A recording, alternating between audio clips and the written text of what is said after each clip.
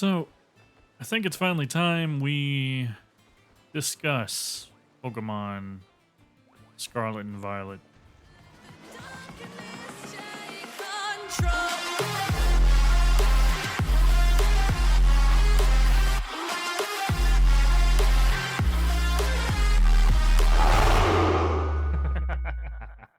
Since the game's come out, I've heard plenty of arguments on both sides of the fence of whether the game is good or rather if the game is bad. And I kind of just want to start off by saying, God, would y'all get out of my way? Two things can be true at the same time. The horizon. Ever far away and ever horrible looking in this goddamn game. Anyways, hello everyone and welcome back. I recently found out I can't change my outfit. I can change everything else around it, but I can't change my pants, I can't change my shirt, unless I just decide I want to wear one of the freaking uniforms. Game Freak, y'all really screwed up, didn't y'all? And look how horrible this looks. I'm playing on the old Switch. Is it just the old Switch that makes it look this bad, or like, is that like just the way this game is made? I don't know, it just looks horrible. All them shiny lights, it's supposed to look all shiny and nice, but instead it just looks so drab. Yeah, naturally one of the easiest shots to take at this generation is the graphical designs. Very bland and very choppy in most cases. Though I will say, blame the devs on doing the least possible all you want. In truth, Pokemon has never really been known for its environmental immersion anyways. With that said, however, there is no real excuse for the poor showing 3 games in a row. Sword and Shield had the best look and feel by far. Granted, not open world, but neither was Arceus, which was instance-based, like Sword and Shield, and they still stepped down the graphics. Then we arrive here, and it seems the most corners were cut in terms of graphics alone. What annoys me the most about Pokemon these days is that they already have the hardest part about making an open world game just baked into their games already. Playability. So many open world games struggle with feeling empty and lifeless because of a lack of activity. All Pokemon had to do was add in raid layers. That was it.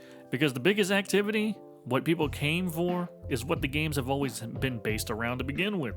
Seeking and capturing Pokemon. Making an open world game work for Pokemon was always just supposed to be a cakewalk for them. Make a world, fill it with Pokemon.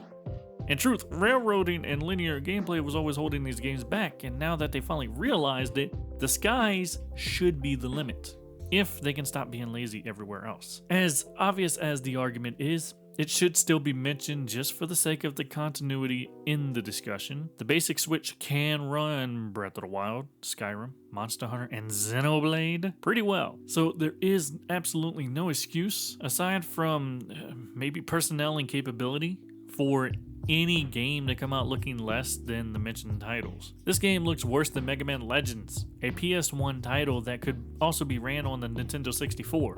I know, because that was the console I played it on. If it's simply because you just don't have the people who are capable of designing such a game in a short amount of time, fine, say that much. But in truth, where I will lay the actual blame is the scheduling a lot of these AAA companies are chasing. I am sure with enough giving time, the people working on the game could easily make a game look absolutely amazing. But as always, time is against every game designing team out. Before I dive into troubleshooting for that issue, I want to make sure I hit on everything else that I find an issue with, and also be sure to give flowers where they are due. I will be fully honest here. Hot take maybe. I can actually live and even forgive the look of the game. I know it isn't easy to make something this big look amazing at every level. However, what I won't forgive, and the hill I will die on, is there is absolutely no way a major game in 2022 cannot have voiceover. And Pokemon is the absolute worst game to not have VO. The walls of text in Arceus gave me actual headaches every time I pursued any part of the story. Part of it was because the devs chose to treat me like a 3-year-old and how the story was handed to me. Like saying the same shit 4 times over in different ways. But also the choices I could make that weren't actually choices. Hi, do you want to go to the bar? Yes or yes. Like, what do you mean? But the major issue was 20 minutes of actual dialogue I would have to read at every turn of the story. Now, granted, so far Scarlet hasn't been that bad, but it's still unforgivable to make everyone have to stop what they have been doing and just kill the pacing just to read for 10 minutes. The one thing that annoys me most about this game that is story related is how the devs treat the players like 3-year-olds. It's still an issue even here. Because honestly, how stupid do you believe your player base to be? That you have to hide all the Sunflora in plain sight? Or was that just to pad time on the game clock to brag how long the story is? Because even then, it took me longer to defeat the last Sunflora than it did for me to find them all. So this whole exercise came out to be pointless.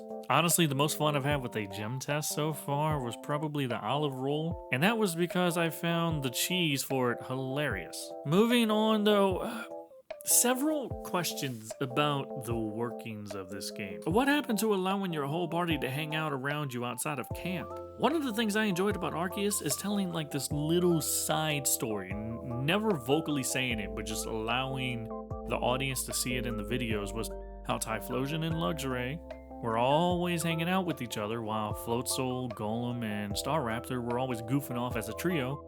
And then there was Kadabra, off meditating on his own until he finally evolved into Alakazam. Then he finally allowed himself to join in on the fun. In this one, I can only have one Pokemon out at a time. Why the step back here? And speaking of steps back and being with your Pokemon, the hell is this eating animation? You know what, back to the party. As I stated in the video I made when I said I would be focusing on Scarlet for a while, one of the things I loved most about Arceus was being able to work with your partners for survival. Yes, Scarlet, you can have your Pokemon pick up items if they feel like it. You can no longer aim where the Pokeball goes when you throw it. So now you just throw it out in front of you and hope they get the idea. And then, that's it. Aside from battling on their own, you don't get to do anything in the world with them outside of bathing them, which I do actually like the bathing because it's another aspect of like taking care of your Pokemon, and other than just feeding them food all the damn time, you actually get to spend time taking care of them, kind of like when you bathe your cat or dog. Actually, who bathes a cat? Y'all are psychotic. But still, again, why the step back? And why the hell does Koraidon keep his floaties out when he's running around on land? It makes him look like he's making bigger strides with his legs just so he can avoid hitting them. Like someone who just shit their pants and trying to run to the bathroom without squeezing their butt cheeks together to mitigate the damage. I mean, who the hell runs around the world with their floaties on? You mean to tell me this legendary Pokemon who can run faster than a car, swim faster than a boat, fly, climb up walls, doesn't have the capability to just tuck his shit in? Is it because he's ancient or stupid? What in the hell is he doing? Okay, yeah, stupid it is. Aside from all of that, I do want to touch on what I enjoy most about the games. First off, as horrible as it looks, I truly do enjoy the world. As I said, making a functional open world is a no-brainer here. We have always been welcomed into the world of Pokemon with each new game. And now we get to experience the actual world of Pokemon at our own pace and flow. The world also feels huge, but also small enough to where it doesn't take overly long to get to where I'm going. And that is actually a hard balance to strike. I applaud the dev team for that. I also have to give extra points for really rewarding exploration. Shockingly, that's something not all RPGs actually do. If you end up going to an area not many people would think to explore, you should be rewarded for it. And they do that with either TMs or rare candies. You want to know where to get Thunder from? No shit. For those that don't know, this is where you get Thunder from. Now, back to the discussion of this generation's biggest problem. And a problem that all games are suffering through these days. Time. Call of Duty, Madden, Pokemon, and any other game you can think of that is on a release schedule of either yearly, bi-yearly, or like every 3 years are under this issue. We must hit the release date. This adds on to an already high stress of making a game, and in the case of the continuation of an IP, making it better than the last game was before. A great example with Pokemon is the Pokedex. Adding more Pokemon. The first started with 151 Pokemon. I mean, 151 Pokemon is already a hellish task today because you have to think about 3D design now. Because we are moving into this new age of open world, they can no longer be 2D. Otherwise, you end up with them looking like they did in the first Super Smash Bros. Then you have their cry sounds, the attacks. Just for the first Pokedex, you have to do that 151 times. And then, come Gold and Silver, you add on another 100 to that. Then Ruby and Sapphire 135, and now you're looking at 386 Pokemon to work on. Is there really any wonder why they started shying away from the national decks though? But on top of all of this extra work they need to complete before the release date arrives, there's also another race they are running. Another clock they are trying to beat, and a clock that has become the hardest for all dev teams to compete against. So hard that they started asking us to help them to give them more time. The budget. Running out of money. For them to go from Arceus to Scarlet and Violet, they had to make it better. Which, that step was open world, which is something extra added on to the game, which is more time needed to perfect, which is more personnel power, which means more money required. Every new game that comes out that adds something new to it makes the budget bigger and bigger and bigger. So pre-orders started, hell, in some cases GoFundMes started, Patreons, etc. So now we are looking at a team caught between being demanded to make a deadline while staying within the set budget, while working to meet and exceed past expectations. Is it a wonder why Pokemon does the least possible? I don't quite have the answer on how to make things easier for the game developers either, outside of giving them more time to drop the games. But then there comes the issue of the budget running out and customers losing interest, and the next thing we know, we lose the game to development hell. Pre-orders are a great step, but two things with that. They only really ever give a one-time buffer to the clock race. The money will still eventually run out. What is becoming the biggest issue is the predatory bullshit we all end up seeing from likes of EA and its Star Wars loot boxes bullshit. They took our money in good faith and sunk it into a mechanic to fish more money out of us. Overwatch 2 is doing a similar practice. I could go down a list, but all I'll say is the goodwill is ultimately gone. So now, people refuse to pre-order because you can't trust the companies, and this leaves the dev teams flapping in the breeze. So I don't really have an answer on how to make things easier, but the discussion should still be considered. Otherwise, we will end up with gacha mechanics in every game, or just no games at all. In closing though, I can say I'm enjoying this generation, but not because of anything other than training my team and catching the Pokemon. I don't really know the story because I'm tired of the buzzkill of having to stop to read after all of the fast-paced things going on. I don't feel any immersion in the game because it just looks hideous. And I feel no attachment to my own character because there is nothing in the game that allows me to make my character represent me.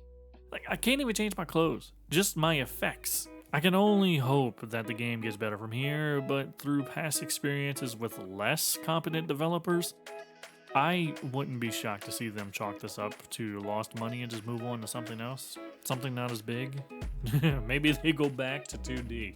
I don't know. Either way, if you enjoy this generation for whatever reason, I mean, please play it. Enjoy it. It's not a horrible game. It's just lazy. And as always, I shall see you all in the next one.